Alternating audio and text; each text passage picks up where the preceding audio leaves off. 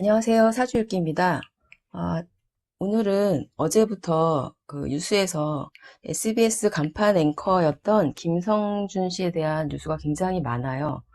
제가 왜 그런가 찾아봤더니 어, 며칠 전에 이제 불법 촬영을 하다가 현장에서 불법 촬영 혐의로 체포됐다고 합니다. 그리고 지금 조사 중이고요. 본인이 인정했고, 그리고 그걸로 인해서 현재는 SBS를 퇴사한 상태입니다. 그 전에 정준영 몰카 사건에 충격적이라고 본인 스스로 그런 말을 했던 분이시기 때문에 모두들 다 더 충격적이다 이렇게 이야기하고 있습니다. SBS 측은 일단은 김성준 앵커의 사직서를 수리했다 이렇게 얘기하고 있네요. 그러면 오늘은 김성준 씨 사주를 가지고요. 그분이 왜 이런 일이 일어나고 그리고 그분의 심리 상태에 대해서 한번 알아보려고 합니다. 김성준 씨 사주를 찾아봤더니요. 진해 원진이 있어요. 그래서 진해 원진이다 이러면 서로 미워하는 그리고 서로 원망한다. 그래서 서로 못 박는 말을 잘한다. 이런 의미가 있는 게 원진이고요. 기문관살 같은 경우는 귀신이 왔다 갔다 들어갔다 나왔다 그 드나드는 문 이런 의미가 있어요. 그러니까 뭐 귀신이 심할 경우에 귀신이 보인다거나 그걸로 인해서 신경이 굉장히 예민해져서 헛것을 보는 그런 게 귀문관살입니다. 이것을 좋게 쓰면 사실 뭐 모든 게 알맞게 쓰면 좋잖아요. 뭔가 편협되고 집중되고 과다해서 문제를 일으키는 거거든요. 만약에 잘 쓴다 그러면 이게 머리 회전도 빠르고요. 집중력도 뛰어나기 때문에 총명하면서 예술 예능 그리고 뭔가 연구를 하는 쪽으로 잘 쓸 수 있는 게 원진 기문관살입니다. 그래서 보통 뭐 원진 기문관살이 사주에 2개나 있다. 그럴 경우에는 굉장히 똑똑해서 서울대생들 중에 원진 기문관살이 있는 학생이 많다. 이런 말도 있습니다.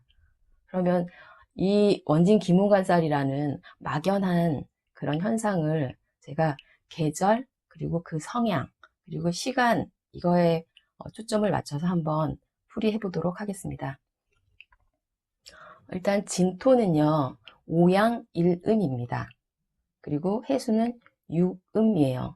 그러면 진토는 양기가 굉장히 강하고 해수는 음기가 굉장히 강하다 이런 의미가 됩니다.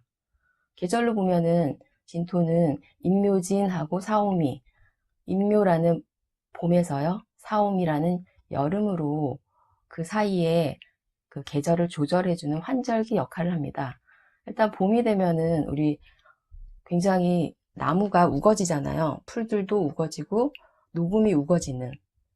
녹음이 우거진다는 것은 뭐냐면 모든 만물이 분산한다는 의미입니다. 밖을 향해서 나간다. 그리고 분산으로 펼치기 때문에 세상은 화려해집니다. 그리고 굉장히 밝죠. 시간으로 봐도요. 아침이에요. 진토는. 7시 30분에서 9시 30분 가장 바쁘고 사람이 많은 시간을 의미합니다. 그러면 해수는요? 해수는 유금이라고 했죠. 해수는 이제 초겨울로 추워지기 시작하는 계절입니다. 유금이라는 건 이 양기는 발산이라고 했잖아요. 밖으로 나간다. 유금은 모든 것을 끌어모으는 거예요. 음질이 강해지기 시작하면 모든 만물은 안으로 들어갑니다. 원래는 봄, 여름에는 모든 만물이 펼쳐져요. 하지만 가을에 열매가 익어서 완전히 다 익은 열매는 땅으로 떨어지고 그 열매가 땅으로 떨어지기 시작하면서 이제 모든 만물은 이제 형체를 다 감춰버리죠. 그리고 모든 걸 이제 유금이기 때문에 끌어모아서 응축되고 응집된 상태입니다. 그리고 그 안에는 해수 안에는 감목이 자라나고 있어요. 새로운 탄생을 준비하는 그런 계절이 겨울이죠. 다시 목을 내놓을 준비를 시작한 게 이제 해수의 그런 성향입니다. 그리고 해수는 밤이죠. 21시 30분에서 23시 30분이 해수 해시라고 하거든요. 그러면 이 해수하고 진토는 다 목을 키운다 그런 의미가 있습니다. 그리고 진토는 목을 활짝 펴서 이제 꽃을 피우려고 이제 사화월이 되면 육양으로 되면서 모든 꽃이 활짝 피는 만물이 만개하는 그런 상황이 돼요. 그러면 이 계절의 흐름으로 봤을 때는 겨울을 지나서 봄으로 갑니다. 그렇기 때문에 시간의 흐름으로 보면 해수가 진토를 향하지 진토가 해수를 향하는 건 아닙니다. 진토가 해수까지 갈 때는요. 진, 사, 오미, 신유, 술 이렇게 해서 모든 만물을 키우던 작용이 끝나야지 다시 해수로 가는 거예요. 그러면 이 둘의 관계는 해수에서 진토를 향한다. 이렇게 얘기할 수 있습니다. 그러면 왜 원진이고 기문관살이 되었을까요? 이 해수는 지금 보면 모든 것을 끌어모아서 목을 다시 내놓으려고 준비를 하는 거예요. 그러면 진토를 보면 진토는 활짝 폈잖아요. 분산으로 만물이 펼쳐진 상태입니다. 그러면 이 해수는 보면은 내가 키워야 되는 목이 벌써 크고 있네? 빨리 가서 키워야 되겠다 하고 진토를 향해서 가가지고 자신의 수기를 거기다가 넣어줍니다. 근데 진토 입장에서는 어떻게 생각하겠어요? 아니 지금 이제 곧 여름으로 가야 되는데 갑자기 해수가 물을 확 끼얹어 버리는 거예요. 그러면 우리 요즘 날씨가 그렇잖아요. 요즘에 보면 기해년이기 때문에 해수가 이 유금이 와서 제가 전에 동영상에서도 얘기를 했었는데요. 올해는 덜 덥고 겨울이 되면 더 추워질 것이다 이렇게 얘기했는데 그것처럼 이 유금이라는 글자가 진토를 향하면 사실 수기가 굉장히 부족한 사주고 화기가 많아요. 그럴 경우에 이 해수가 굉장한 도움이 됩니다. 그러면 좋은 의미로 쓰이겠죠. 하지만 진토의 수기도 어느 정도 채울 수 있는 그런 구조에 해수가 또 온다. 그러면 이 진토는 해수가 싫어요. 원하지도 않는데 와가지고 이제 활짝 펴가지고 꽃이 이제 예쁜 꽃을 볼 시기인데 갑자기 찬물을 끼얹는 그런 형태이기 때문에 원진이라는 의미는 진토가 해수에서 뭐 하는 거냐고 지금 화를 내겠죠. 그럼 해수는 그래요. 아니 지금 내가 너를 위해서 목을 같이 키워주겠다는데 왜 그러냐 이렇게 얘기하겠죠. 그러면 서로 싸웁니다. 그래서 원진의 의미가 있는 거고요. 기문관살이라는 건 이 해수 입장에서 보면요. 해수는 임수입니다. 이제 임수가 가장 강한 시기가 해수예요. 록을 이룬 게 해수에서 록을 이룹니다. 하지만 진토에 가면 신자진, 임수는 우리가 신자진 삼합을 하잖아요. 신자진 삼합이 진토에서 마감합니다. 그러면 이 임수 입장에서는 진토는 묘지죠. 예. 자신의 활동성이 끝난다. 그럼 그게 뭐예요? 묘지에 들어갔다는 건 귀신이 됐다는 소리죠. 그래서 기문관살 이렇게 이야기하는 겁니다. 그러면 김성준 씨 사주를 가지고 한번 자세하게 알아보도록 하겠습니다. 그러면 김성준 씨 사주를 가지고 한번 진의 원진 기문관살에 대해서 한번 풀어보도록 하겠습니다. 김성준 씨 사주는요. 갑진년, 을해월, 을축일주입니다. 지금 해월에 태어난 을목일간이에요. 천간의 모습은 갑, 을로 비겁이 굉장히 강한 모습입니다. 그러면 성격 자체에 경쟁심이 강할 수 있고요. 경쟁심을 의미하는 을목일간이기 때문에 더 경쟁심이 강한데 갑, 을로 비겁이 굉장히 강합니다. 그렇기 때문에 경쟁심이 일단 매우 강하다. 하지만 해월에 태어났기 때문에 이 해수라는 활동하는 공간은 갑목이 활동하기에 좋은 그런 공간이지 을목들은 활동하기 쉽지 않은 공간이 됩니다. 지지로 보면 진토가 있는데요. 이 진토가 을목들이 좋아하는 땅이 돼요. 이 을목 입장에서는 진토 땅을 향하는 그런 마음이 드러날 수 있습니다. 운에 따라서요.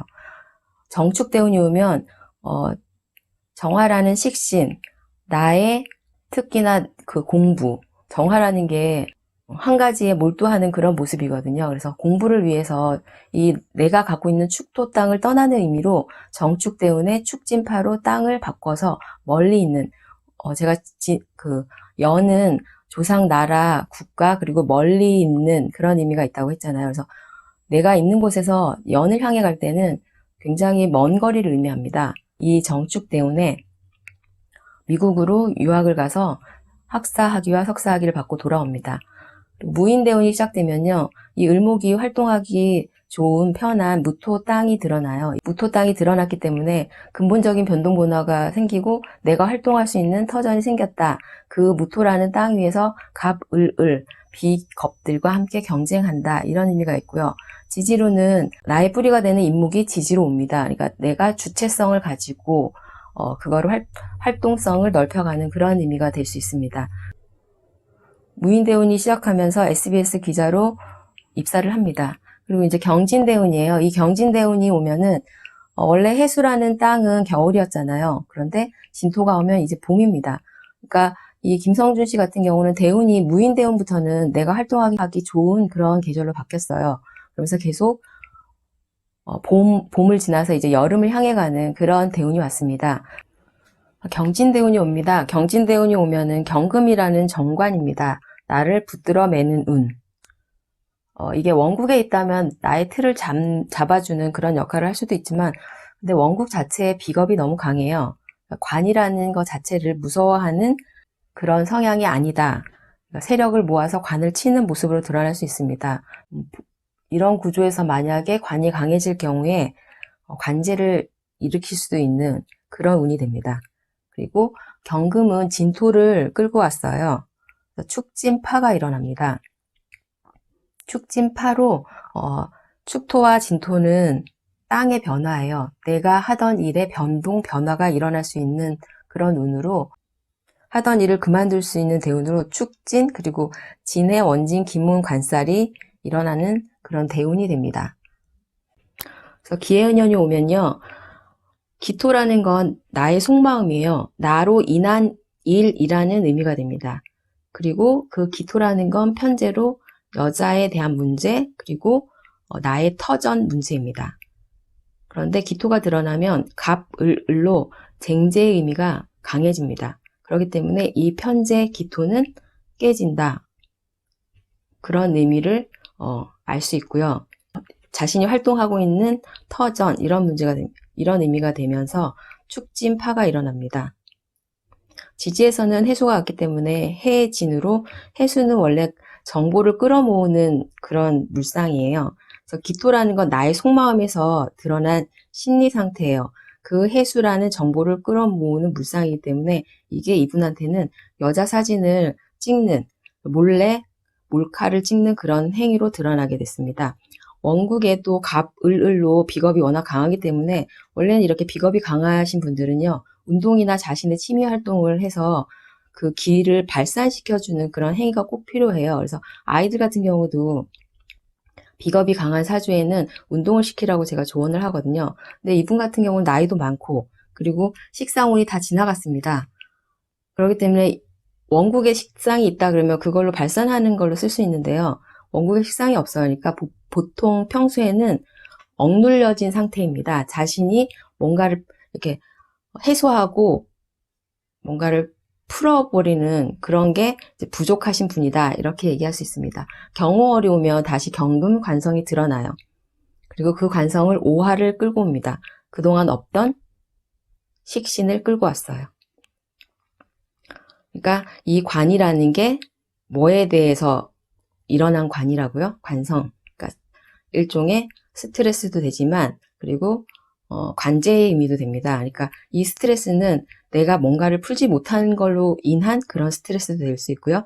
이 식신으로 인한 관성, 관제의 문제가 될 수 있다는 그런 의미가 됩니다. 이렇게 경호월이 되면 나를 발산하던 이 식신의 작용이 지지에서는 또 오축, 오해로 또 잡혀요. 그러면서 경금으로 관제를 끌고 온다. 이런 의미가 됩니다. 그래서 다시 신축일이 돼요. 신축일이 있다. 이거는 축진파가 이 대운에서 이야기했던 축진파, 기해년에 이야기했던 축진파가 신축일에 일어납니다. 그리고 다시 오축으로 급작스러운 이런 의미가 있고요. 그리고 오해합으로 잡히는 그런 의미가 있습니다. 그러니까 편관인 신금이 다시 왔어요. 그러니까 이 관제라는 원래 스트레스라는 의미도 있지만 관제의 의미도 더 강해지는 그런 날이에요. 그러니까 자기 자신 스스로, 이 신금은 자신의 속마음에서 정말 마음 깊숙이 있는 아무도 모르는, 자기도 몰랐던 그런 마음이 밖으로 드러났다, 이렇게 의미할 수 있고요. 그 자신의 일탈 행위로 인해서 축진파가 일어나 내가 활동하는 축토라는 좁은 땅을 벗어나서 진토라는 땅을 향해 갑니다. 그리고 마음속으로 품고 있던 일탈을 시도한다, 이런 의미가 돼요.